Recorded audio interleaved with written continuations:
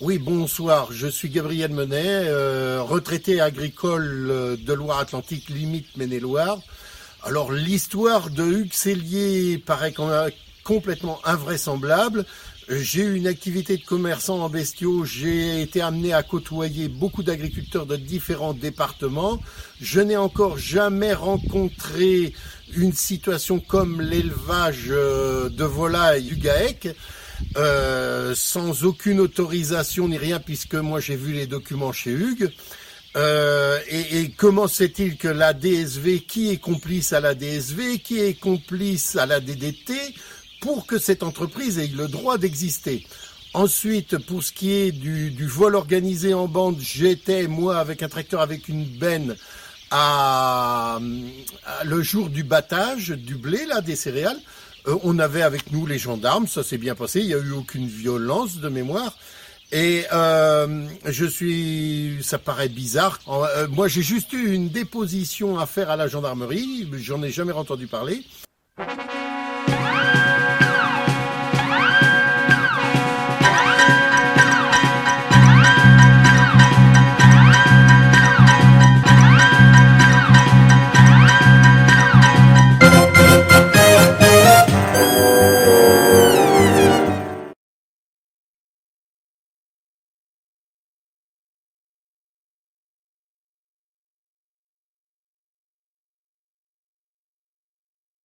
Oui, ce que je ne comprends pas non plus, c'est vu l'importance de l'affaire, qui couvre, qui empêche les médias, ou pourquoi les médias ne veulent pas s'emparer de l'affaire. Hugues, condamné à avoir détruit du matériel, que c'est un de ses collègues qui est allé faire une déposition en gendarmerie, qui a dit c'est moi qui l'ai fait, et que le juge condamne Hugues Cellier de l'avoir détruit le matériel. Alors moi j'y comprends plus rien, où est rendue la justice française entre le fil qui a été coupé par un de ses voisins, qui l'a reconnu en gendarmerie, le vol en réunion. Alors un vol en réunion tout seul, c'est quand même phénoménal. Entre le comportement de la DSV, le comportement de la DDT, le comportement du préfet qui signe tout ça finalement, le comportement du juge, c'est quand même une histoire invraisemblable. Moi, j'ai voyagé beaucoup en France. Je n'ai jamais eu des confidences de fait par des clients, des fois de droite ou de gauche. Je n'ai encore jamais vu quelqu'un qui a réussi à avoir une complicité pareille. Moi, j'ai jamais entendu d'histoire tordue pareille. J'ai vu des fois des gens qui se plaignaient d'excès de contrôle de ceci, de cela, mais qui étaient qui étaient quand même justifiés. Mais là, c'est quand même la fête au village. C'est un truc de fou.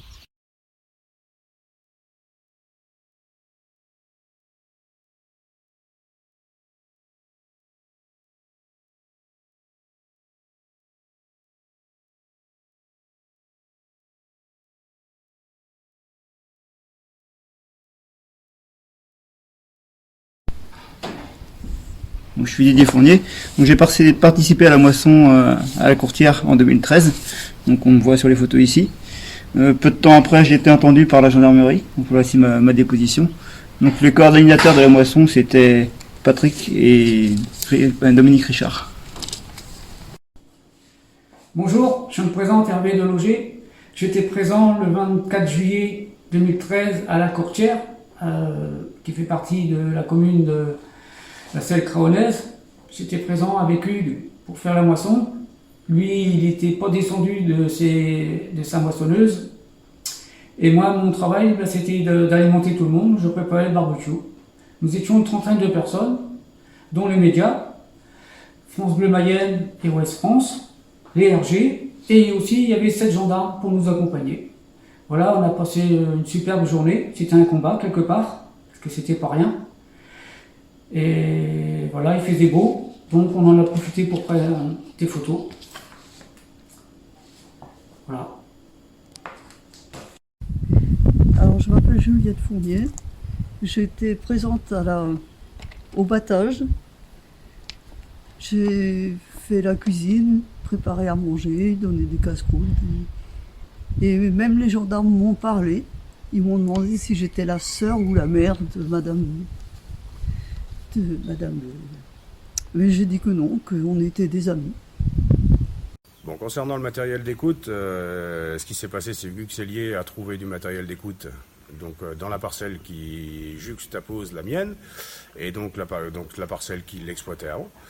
Et donc il m'a appelé pour me demander comment on pouvait faire. J'ai dit bouge pas, je viens de chercher. Donc j'y suis allé avec mon tracteur, on a ramené le matériel d'écoute à la maison.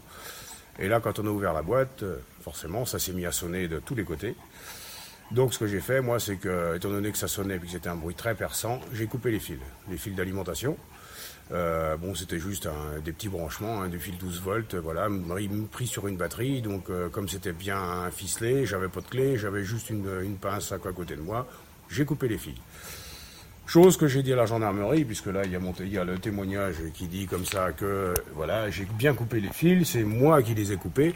Bilan des courses, Huxellier a été quand même incriminé et a été jugé et condamné pour destruction de matériel d'écoute. C'est moi qui l'ai fait. Il y a ma déposition. Je l'ai signé, tout. Donc, voilà, je ne comprends pas cette affaire-là. Donc, je pense que, voilà, derrière ça, il y a un homme à abattre.